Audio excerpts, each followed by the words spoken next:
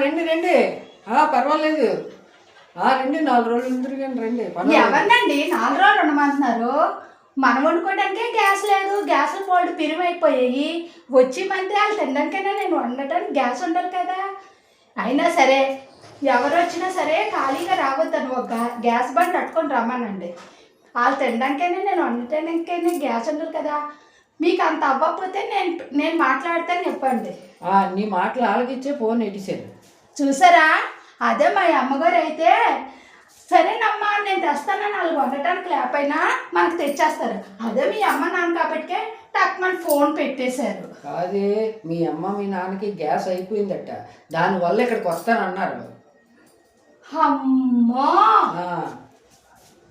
ఎంత పని చేశానండి.